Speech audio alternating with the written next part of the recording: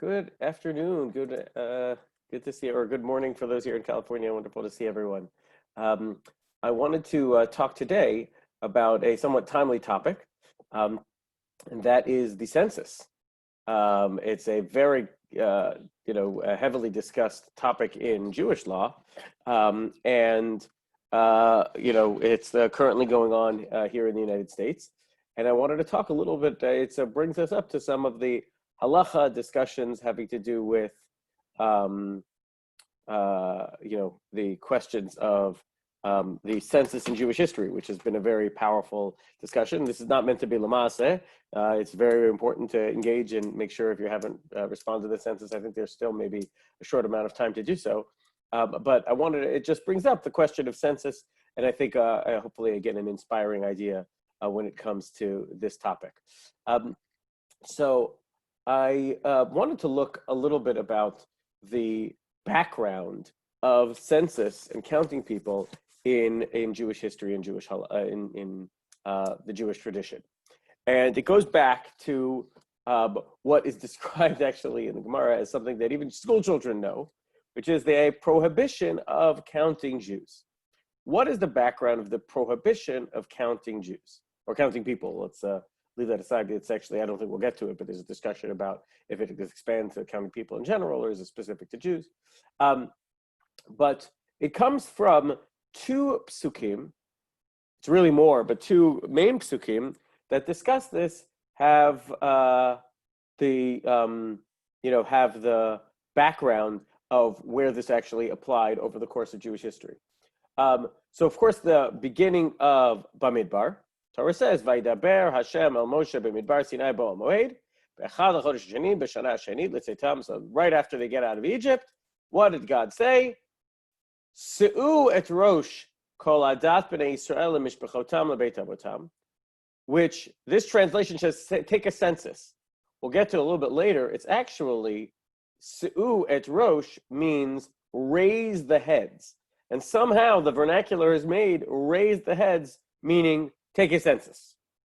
To their families based on their family name. So first of all, it started by male, and again, we'll try and get to if this is expanded overall. But there is a command, even in the earliest times of Jewish history, we have a command to take a census. Well, if that's the truth, what does that mean that it's prohibited to take a census? So we'll go further back to Sefer Shmot. What does it say in Sefer Shmot? Ki tisat rosh b'nei Yisrael kodem. When you take the census, v'natnu ish kofer nafsho l'Hashem b'vkodotam. You must give a ransom. And by the way, the word kofer comes from the same word as kapara, which means atonement. But also kofer refers to a payment on one's behalf or a ransom. Again, a ransom seems like a really a kind of a not the nicest way of translating it, but okay. And why? Instead of just counting people, the raising of the head, what is the goal? What is the requirement? Ish kofer nafsho l'Hashem b'vkodotam. Ze yitnu. What do you give? Anyone who's going to be counted, machatzid hashekel. This is the source of the concept of the half shekel. So they gave the half shekel, and that was the way it was counted. So again, just as we've said so far, there is a command to take a census of the Jewish people, but it is only allowed to be taken if it is done through some other means. In this case, we say the machatzit hashekel. Okay. Rashi explains that the reason for this prohibition, why is there a prohibition of just doing a regular census? So Rashi here's Kabbalah, when you wish to obtain the sum total of their number of the Jewish people, to know how many there are, do not take their census by their polls, meaning just counting them, but each shall give a half shekel to ascertain their number. You should ascertain the number of Jewish people by doing the half shekel. Why? Rashi explains that it is because shelo yeheh behem negev, that there is an issue of things that are numbered, shaminyan sholet bo ayin hara. Things that are numbered have an ayin hara. I wonder what that means. Therefore, if you count them by their poles, a pestilence may befall them, as we see from the famous story of David HaMelech in Shmuel Bet. Well, Shmuel Bet counted the Jewish people, and 70,000 Jews died. So there was clearly a. Sorry, did I lose you? Apologize. Give me a second if I lost the screen share here. You still see the sources there? Yeah, just on my screen it gets a little bit confusing. So there was a calamity when the Jews were counted. We see that in the story in Shmuel Bet of David HaMelech. So since there was a calamity, we clearly are supposed to avoid it by counting via the machatzit hashekel, via the half shekel. And why Rashi again explains is because there's this thing called ayin hara. So there's a sefer called Anaf Yosef, who explains that when you are looked at as an individual, there is a concern that you will be judged as an individual. And because when God judges the Jewish people as a whole, well, then God promises us that he will look berachamim, look at kindness. But when you're judged individually, so when nobody else is being looked at, it's not the Jewish people as a whole, but it is the Yankel Shmerel, and the Yankel Shmerel deep dive into everything about Yankel and Yankel Shmerel. Well, then that could have devastating effects, says the Anaf Yosef in explaining Rashi, because then everyone's little tiny blemishes will then have a microscope and a magnifying glass on them, and that could lead to a more harsh judgment. And if everybody gets a harsh judgment, that's what it could mean by having that plague. And that's the famous phrase from Chazal: even if an individual is not acting righteously, but if the Jewish people are considered righteous, then this individual is judged as a tzaddik or a tzaddik. So when you're counted individually, you become separated and you're subject to individual scrutiny. So that's the Anaf Yosef's explanation of Rashi about why there is a prohibition of just doing a regular plain old census, and why that it must be done by the method of the Zeyitnu Kol Over Al Apkudim, the giving the half shekel. Now, the Gemara in Brachot actually says that David HaMelech was taken to task. The Gemara in Brachot says David HaMelech taken to task for not knowing something school children know. That's what the Gemara in Brachot Daf Samach Vav Samach Bet says, that he was taken to task because everybody knows, it was seen as such a normative part of everybody's education that you're not allowed to count the Jewish people. And when he did it in Sefer Shmuel Bet, that's why he was taken such greatly to task over doing so. Now, the Mishnah in Masechet Yoma, and we'll see here the Rambam, actually takes this a step further. The Mishnah in Yoma, and again, we're just having the test of the Rambam here, talks about there was a procedure of the separating of the ashes that were on the Mizbeach.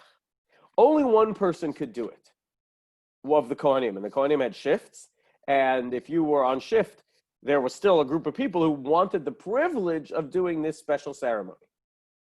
So the Rambam says that what happens if there's too many Kohanim that want to do it? They would race. They would literally have a foot race to the top of the altar to try and do this ceremony.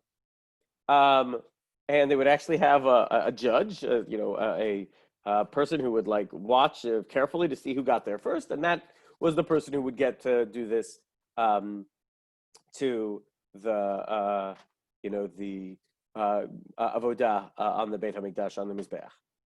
However, what happens if there was a tie? or in general after later where it gets dangerous, everybody's pushing and shoving and people could get hurt. So what happened? They would do lots. They would take lots. And what would happen? Omdin be'hekef, the priests used a circle, and they agreed on a number. So they make it sort of like pick a number. It sounds like kids do on a school ground. 80, 100, 1,000, any other number on which they happen to agree. And so then the judge, the officer, Mimune, known as the Mimune, Omer Lahem, says to him, Hatzpiyu, stick out your fingers. And they would thrust out their fingers, one or two, achad or shtayim. V'im hotzi shalosh monin lo shalosh. You can put out three, and they kept three, whatever. However, interestingly, they were not be allowed to use their thumbs. It was seen as a way of cheating, because you could put out your thumb and it would get counted, but if the number didn't come to you, you could say, "Oh no, my finger wasn't out; it's easy to hide." Anyway, what did they do? They count. The officer would count. They would count one person and count by their fingers, going round and round till finally they reached the number on which they agreed. So the number was 80. You go one. Everybody would have these fingers out. 1, 2, 3, until they got to 80. And whoever was number 80, and it was his hand that was stuck out, that would be the person who got the privilege to do this. And that would be the guy who would get the opportunity to do it. Why did they do this procedure? Because it is forbidden to count Israelites except by means of some other object. As it says, for example, when Shaul HaMelech did a census, Shaul did not count them. He actually counted them by sheep. Really, it's actually by pottery shards. They would put on pottery shards, and that's how they were counted. So, again, we see here that there is a prohibition that even if you're not actually counting people for the purpose of a census, counting them, but just to count people through to try and figure out who would be the one who got this opportunity, you shouldn't count Chad, Shtayim, Shalosh, counting at people, but rather you should count on these fingers this somehow indirect method of counting the Jewish people. Now, there's actually a later discussion. Okay, just to recap, we've shown that it is a concept that it is important to count people. However, it can't be done directly. There's got to be some indirect thing. If it were not done indirectly, that was the calamity of David HaMelech. And we see from the Kohanim that they would count through their fingers, or David HaMelech or Shaul counted through pottery shards or sheep. And the later commentaries have a discussion, try to figure out, is this a Torah prohibition, a prohibition that is actually explicit in the Torah, or is it a prohibition that has been promulgated by the rabbis? Now, Rashi clearly assumes that it's from the Torah. He quotes a pasuk, he quotes a verse in the Torah. But the later commentaries suggest that it's actually not one of the negative 613 commandments. In fact, if you look at the books of many of the early commentaries that we showed him, who count the list of 613 mitzvot, that many of them don't include as one of the negative prohibition, thou shalt not count people directly. Some explain that and this is in the Sefer HaMitzvos of Sadia Gaon, the commentaries there, suggest that there's actually two things going on. There is a census, which is important, but a census, because perhaps the Anaf Yosef's explanation, brings along a plague with it. So the reason to donate the half shekel to the Beit HaMikdash is somehow do a mitzvah. If you do a mitzvah, that offsets the concern of the plague. Now, what about the people, the counting, all those things? That they say that's a rabbinic prohibition. The rabbi said that's we should take that a step further and don't count even people directly, even if it's part of a mitzvah, even if it's part of something like doing the Beit HaMikdash service, still count people indirectly because of that. The Re'aim, Rabbi Eliyahu Mizrahi, has a very interesting distinction. He says there's a difference between a census and counting people. A census is counting the entirety of the community for the purpose of getting a sense over the nature of, like a census would be done in America to figure out resources, representation, understand the nature of city planning and how exactly we've got to set out our tent in the desert, all of that, our encampment in the desert. That's a census. And that's what we're talking about. That's prohibited. That's a problem. However, he says it is permitted if you're just counting a smaller group. For example, counting people for a minyan. Right? If you're counting people for a minyan, Rabbi Eliyahu Mizrahi suggests that that's permitted. You're allowed to count people that way. And the only prohibition is a census. And David HaMelech got in big trouble and so many people died because he did a census. But if you're just counting people for a minyan, that's not a problem. You're allowed to count a smaller group of people. Now, interesting, that doesn't seem to follow with the examples we showed, right? Because you weren't counting entire Jewish people with the Kohanim and the Mishnah and Yuma. The Rambam explained that you still can't count them. Or Shaul HaMelech, when he was counting his soldiers, still used an alternative method of counting people, didn't want to count them directly. But it seems that the consensus of commentaries will not follow the Re'im. Rav Ovadia Yosef has a try and explain why the Re'im may be right. But generally, the assumption from many of the halachic authorities is that we're not meant to count Jews at all if we're counting them directly. So just on a practical note, the Kaf HaChaim says that you're allowed to count people in your mind, as long as you don't count them out loud or in a ceremonial way, meaning as part of a process of pointing people 1, 2, 3, 4, 5.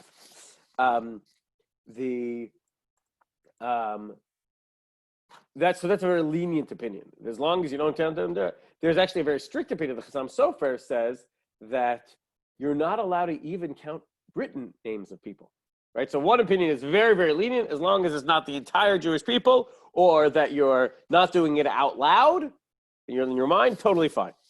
The more strict opinion in the opposite direction is that you can't even count, if you have a list of people's names, you can't even count them. That does not. The Chassam Sofer seems to assume that, but later poskim do not take that approach. And then we know the famous minhag that to try and make sure that we follow all the rules, that if you're counting people for a minyan, instead of saying 1, 2, 3, 4, 5, you say Hoshia es amecho barech es dachazaru imin asay mara olam. That's a pasuk. That is an indirect way of counting people because that pasuk has 10 words. You're supposed to have 10 men for a minyan, and that's why people do that opposite direction, meaning that indirect way of counting.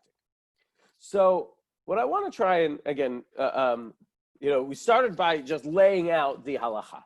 We laid out the halacha of, what the rules are, that there's a general concept of not counting people if you do it directly. However, again, there seems to be a value of getting a census, getting an understanding of the entire Jewish people. What's the background here? What's the issue at stake? What is the concern that, or I should say, what is the need to count people? And what is the concern about counting people? And that's a really interesting discussion that I want to present a thesis about what the issue is. And we'll see if you think the thesis holds. All right, so let me just try and get this a little bit bigger. Let's see if I can do this. Let's try and make everything a little wider.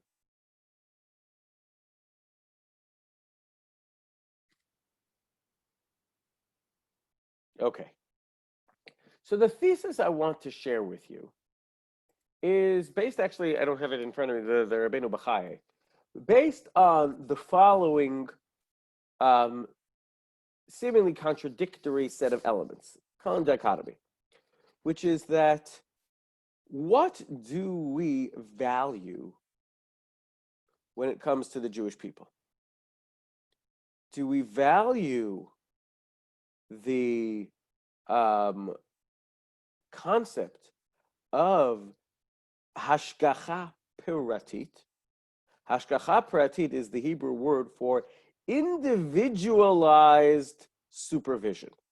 There's actually a group in Israel, because they take the word hashgacha, refers to like super by mashgiach, for supervising over kashrus. So there's this group in Israel that is sort of trying to revolutionize the kashrus oversight, and they call it hashgacha pratit. But hashgacha pratit refers to the notion of focusing on one's individuality, unique and specific characteristics to each individual person. As Rashi explained, there is a danger there. And the danger is this negef, this terrible pandemic, this plague that killed 70,000 Jews at the time of David HaMelech. That Naf Yosef explains that it's this concept of an ayin hara. We'll try and explain perhaps in a more practical way what the Naf Yosef means. So that's one side. One side is the our aversion to focusing on an individual, right? That there's this concern that if you focus on an individual, you'll end up letting a plague. Why will you end up getting a plague?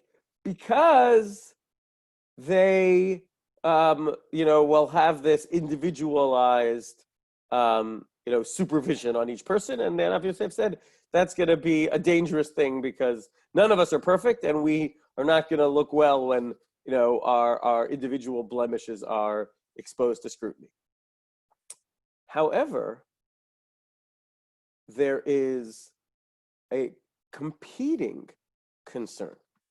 And the competing concern is, well, why are you counting people at all? And if we say, well, we just want to know the size of the Jewish people. So I just want to try and see if I can see everyone here.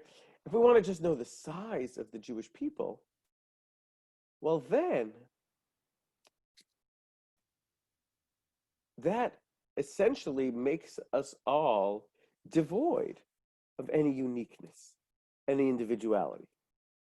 If we are all just cogs in a big wheel, right? That we are just a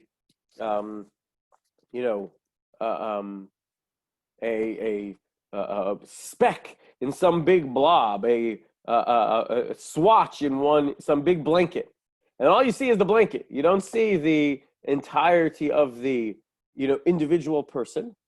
Well, then that just makes us all into automatons. Is that really the goal of what the Torah wants from us?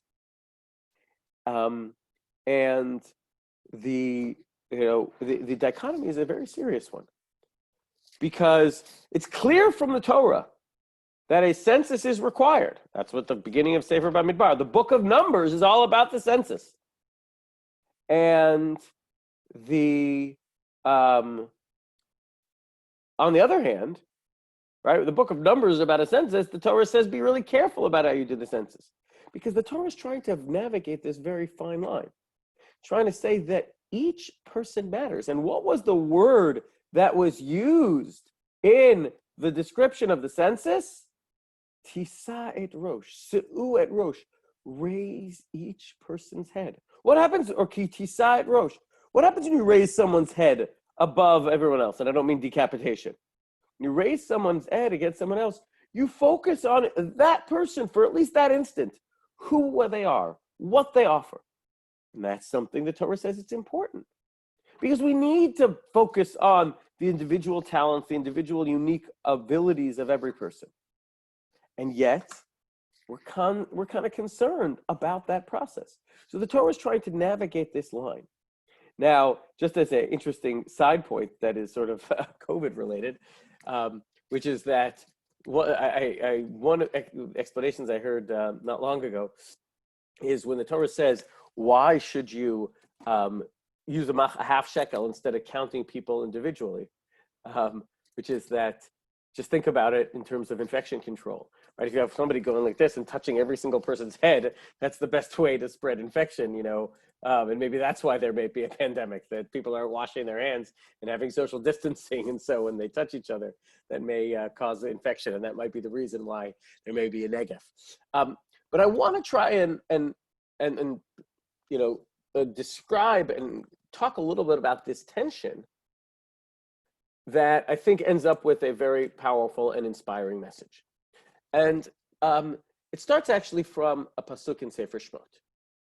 Okay, just to recap, what we're trying to express is that the reason why you, on one hand, are required to have a census, and the census is a focus on individuals, but yet you do it in this indirect way to, mitigate the risk of focusing on individuals, is because we're trying to balance that communal connection, part of something bigger than me, myself, and I, together with not ignoring the uniqueness and the abilities and the individual power of me, myself, and I. And so the pasuk famously says in Perek Yud Tet pasuk Bet, Vayisu miRefidim, by the time when the Torah was being given, Vayisu miRefidim, they journeyed from Refidim, Vayavo Midbar Sinai, and they arrived. They arrived into the desert of Sinai. Vayachanu bamidbar, and they encamped in the desert. And then what's the word here? Famous word, Vayichan, in singular. Sham Yisrael neged Har. Look at Rashi, famous Rashi. Vayichan Sham Yisrael. That despite the fact that up until this part of the verse, it's all been in plural, Vayichan, the singular form, denoting that they encamped there, Keish Echad Be'elev Echad. That this was a time where they were united, like one man with one heart. By the way, as opposed to the other times where people traveled, where they what often happens when you focus on individuality is that they had fights, and the other times that they traveled, they actually weren't as unified, and they did have fights. Look again, the pasuk in Parashat Vayikra. Daber al bnei Yisrael v'amarta lehem Adam ki yakriv mikem korban laHashem min habeima min habakar min hatzon takriv et korbanchem. When a person from among you brings a sacrifice from cattle or from the flock, you shall bring the sacrifice. And that's in plural. So here you have one example of you have the Jewish people being seen as a singular entity, despite the fact that there are many individuals, but when they unify, they're like one. Here you have the opposite of the same, the corollary of the same idea, which is that when one person brings a korban laHashem, it is being brought et korbanchem, your plural. What does Ramban teach us? Takriv korbanchem, the plural form teaches us that a burnt offering may also be offered as a voluntary gift from the community. And it can be brought, says the Ramban, either as a partnership or nidvat tzibur. And why? The difference between a partnership and a community is that when it comes from a partnership, it comes from the individuals. Whereas the second type of sacrifice is seen as coming from the community as a whole. So what the Ramban is teaching us is that sometimes in the service of God, you can have people who are joining a process but are seen as individuals. Sometimes you can have multiple people who join a process, but they are not seen as Joe and John and Larry and Rachel and Leah, etc., but rather as the group, the community. And the Ramban actually says something very, very powerful. Let's see if I can try and pull it up here. I'm sorry, the Rambam. Let's see if I can try and get it here that everybody can see. I'm sorry for the, try and zoom in here. Let's see if I can zoom in. The Rambam, Maimonides and Laws of Mamre. Says the Rambam, Yesh lebeitin la'akor af dvarim elu levi sha'ah. The very, very surprising halacha. It's important not to publicize it too much, so to speak. there can be a situation where Beit Din, the Jewish community leadership, can uproot certain things and accepted Torah practice. There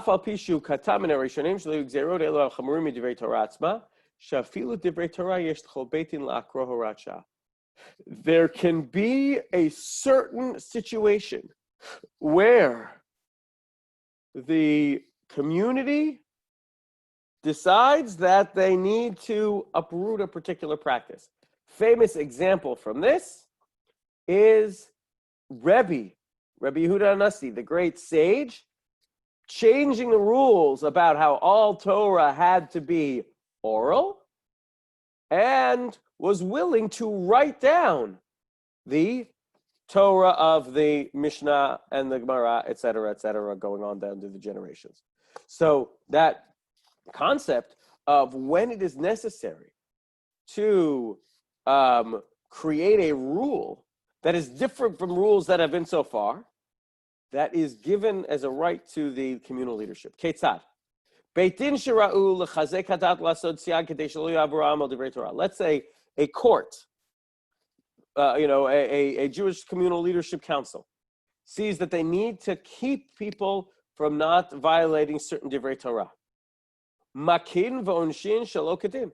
They're allowed to institute certain enforcement practices, even those that have not been written about in the Torah so far.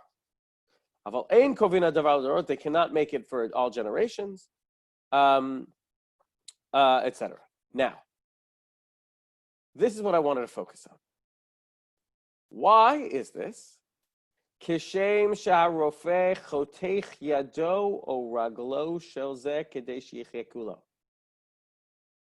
This is analogous to a doctor who cuts off a limb in order that the entire body shall live.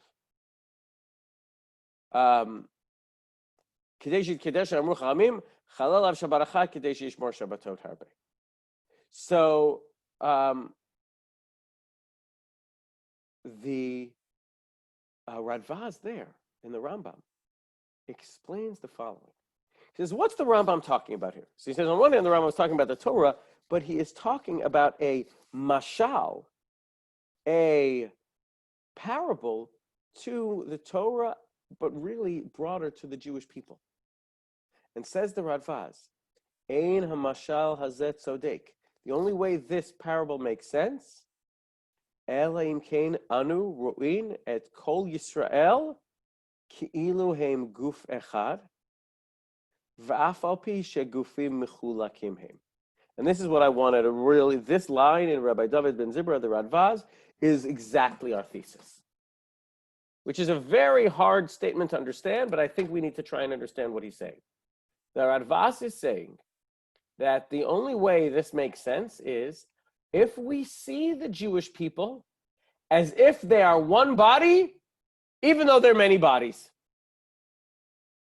And this is exactly the tension. Ke'ilu heim guf echad, they're one person, one body, even if they are many bodies. And why is that true? Kevan shenishmotehem, because their souls, mimakom echad chutzvu. They were mined, beautiful language here. They were mined from the same quarry. And that's the idea of a doctor who, when you have a full body, you have the person, right? You have a dear Posy. A dear Posy happens to have 2 hands and 2 legs and, one head and etc. And Nebuch, if there is a gangrenous limb, you say, okay, so my leg is something different than my arm, which is different from my torso, which is different from my head. But if there's some sort of gangrenous limb that is an infection that's spreading, doctors sometimes have to amputate a limb. And the job and the purpose of amputating a limb is to save the body as a whole. But again, the Radvaz is the idea here is that's the way we see the Jewish people. Forget about the amputating. That's something that comes out of the example.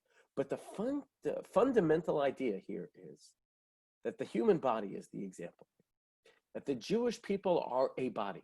They function as a unit. They accomplish a great deal as a people. We have a common history. But each one of us does not lose our individuality in that common space, that common history. That each person is not the whole body, but each person has a different role and an individuality. And if the leg tries to do what the arm does, well, then nothing's going to get accomplished. And if the arm tries to do what the heart does, it's not going to work.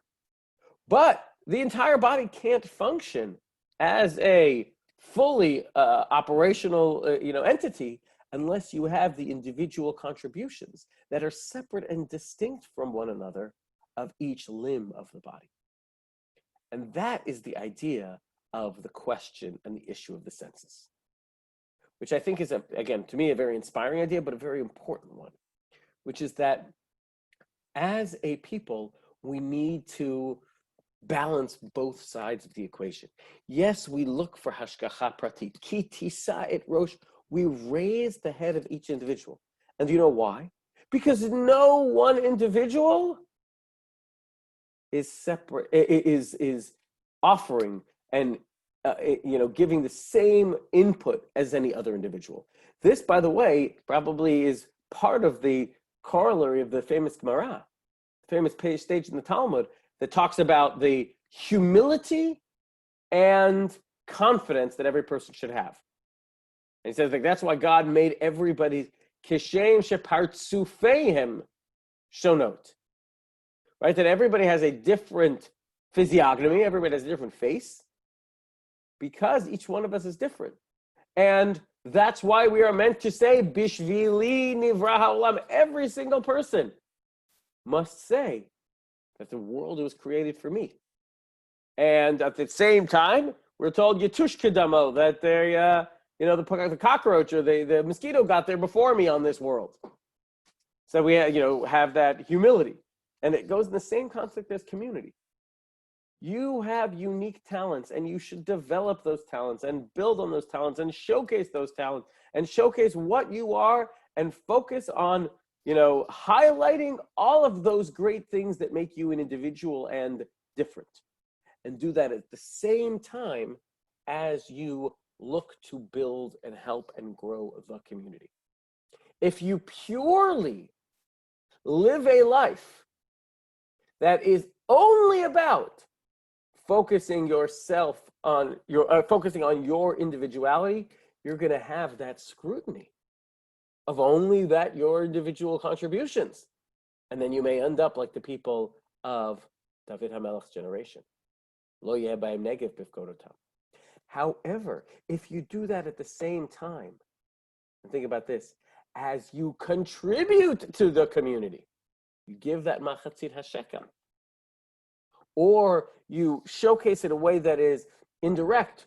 What that means is the indirect counting is to say that your individuality is balanced and is not the entire sphere of how you want to be looked at. You want to be looked at as someone who has this as a unique name, as a unique sense of self, and that's something that we cherish, unique power, and you want to say, but I am something that is part of a community. There was a very, very, very powerful Holocaust commemoration program called Names, Not Numbers. Because the first thing that dehumanization does is it takes away your individual name. Right? The tattoos that the Nazis, Yimach Shemam, did were meant to dehumanize because you weren't that name anymore, you were a number. And again, this Holocaust commemoration program says, no, we're names, not numbers. Tisa et Rosh, raise who we are up. Count us because I count. I am someone and something that unique. And I have leadership capabilities and I have the ability to make this world a better place. But I do it in the context of a community. I do in the context of I am there to contribute and make something part of.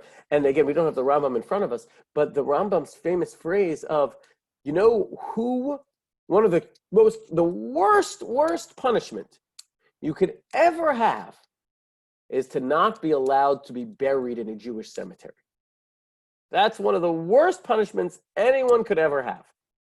And we almost never actually impose such a terrible punishment. However, the Rambam writes, on a theoretical level, do you know who is not eligible to be buried in a Jewish cemetery?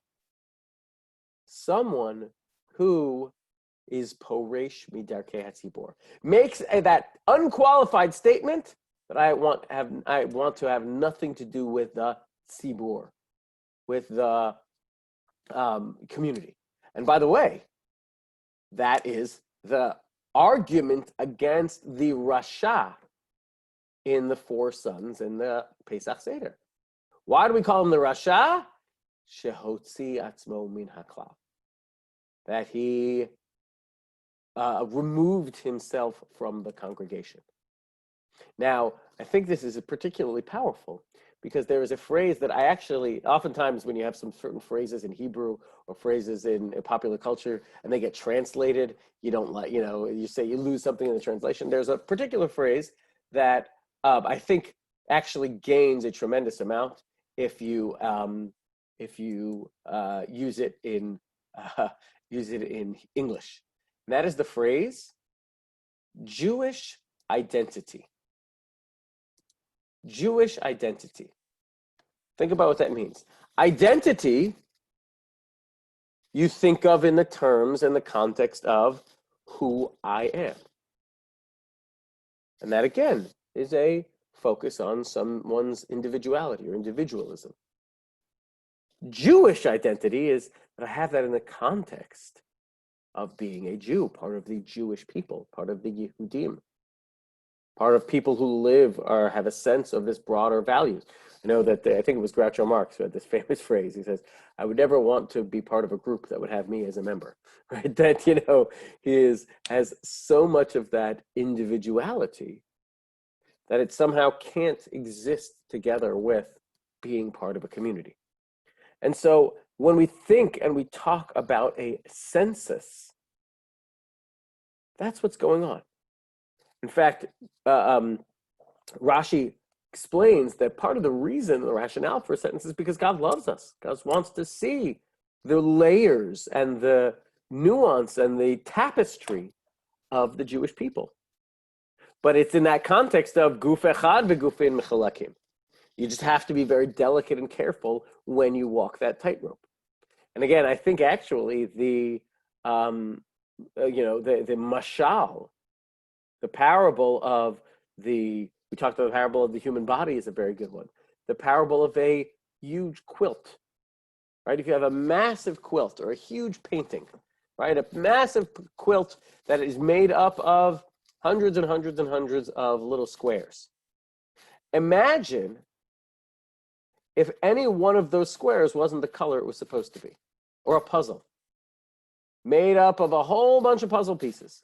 If any one of those puzzle pieces is either miscolored or out of place or not, well, then the whole puzzle doesn't look right. But that puzzle has to have the beautiful particular etchings and markings, exactly what it is, that is no different that is totally different from any other piece in that puzzle. But without that, it is to have its uniqueness, but then fit into the community. And so the concept of that census, together with the prohibition of the direct census, I think is trying to highlight that concept. Again, I just think about one other mashal, a symphony. A symphony is exactly this notion. A symphony uses a whole bunch of different instruments. And every single instrument is doing a different thing. And the sound is, and by the way, every single instrument on its own will sound beautiful. But if they each sound beautifully, right? They sound beautiful music, each one's, but they're not playing the same tune at the same time in the same room. That's what they call a cacophony, right? That's going to sound terrible. Because that is not doing the correct balance with that individuality, and community. There was the famous story of Elisha.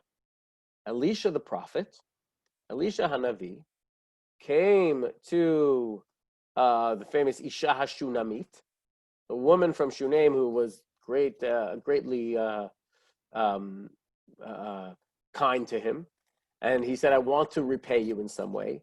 Hayesh lach davar al hamelech o al sar hatzava. He says, I happen to be a very prominent guy. I'm the main prophet of the generation. If you want me, what do they call it? Vitamin P, protectia.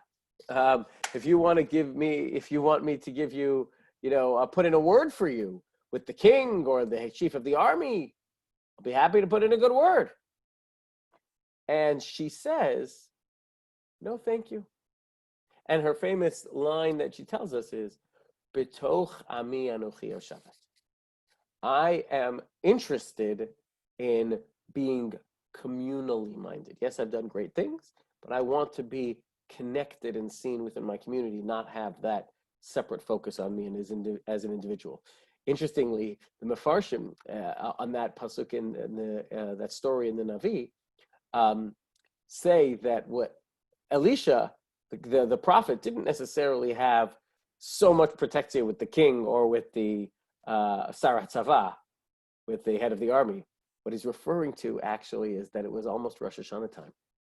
And the protexia he was saying was with the king, capital K, the protexia with Hashem when it comes to Rosh Hashanah and Yom Kippur. And again, she said no, because her concept was that I want to be, I'm very proud of the individual things that I've done, the great mitzvot that I've done, the help that I have provided to the Navi, that makes me very proud. But the pride I have must be in the context of supporting and living within the broader community.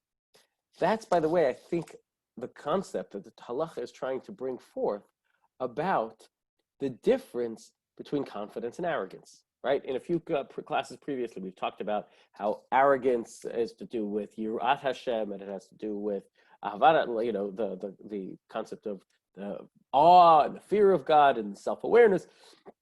But perhaps this is another layer there. Whereas when do you say, we say that humility is not about saying I've done nothing. I can't do anything. I'm a nobody. I'm a nothing. The Vardak versus the Slabodke Yeshivas. No, that's not what humility is. But perhaps another layer, right? And humility has to do with recognizing that, yes, I can and have achieved wonderful things, but I'm seeing it in the context of God as a part of that story. I would say that is another layer here of arrogance would mean I've done everything myself and I'm so great and only look at me. And arrogance is a dangerous thing, because if you say only look at me and not I've done such great things and look, and I'm the thing about which I'm most proud is how it's helped others. How it's either it's given them a chatzira shekel, how it's that we have made an impact to make the community better, to be part of the tzibur, and that is what should make us proud, and therefore that changes arrogance to self-awareness. There's always a really big question. So a really big question about the concept of tzedakah plaques, right? Let's say, a philanthropist makes a donation, donates a big room in a shul, donates a building, and they want to put, a name on a building. And it's an interesting question, because is that focusing on them as an individual?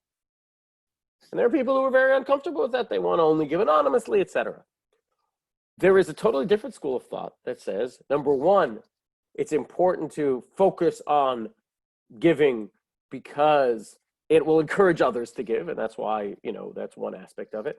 But the other thing is, people may say, is that vanity? Is it vanity to have a name on a building? So, many people say, yeah, it's vain. I don't want to put my own name on the building. I only want to put the name of my grandfather or my father or the family member, etc. But there is another side here, that maybe it's not vanity, or at least it has a little bit more of a layer of a discussion when it's machatzira shekel b'shekel hakodesh. It is for the tzibur. It's betoch ami anochi yoshava. It's saying that just putting your name on something about what you've accomplished is one thing. Putting your name on something that you've accomplished that has helped others is a totally different matter.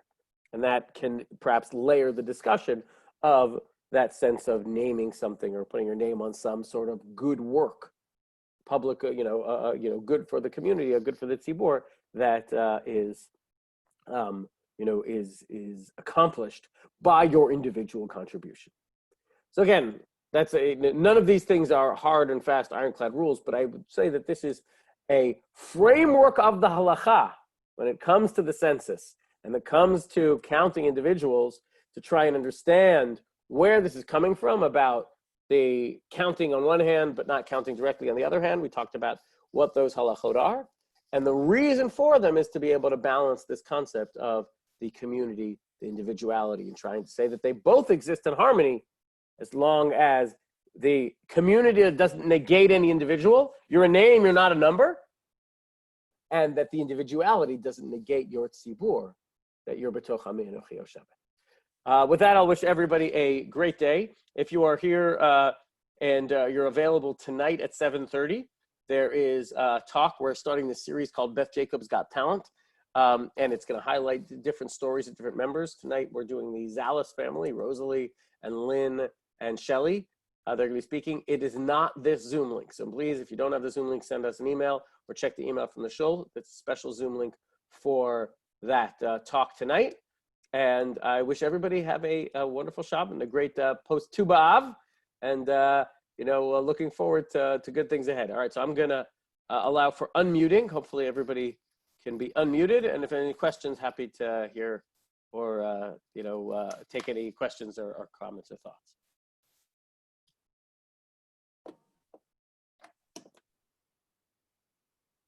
Rabbi.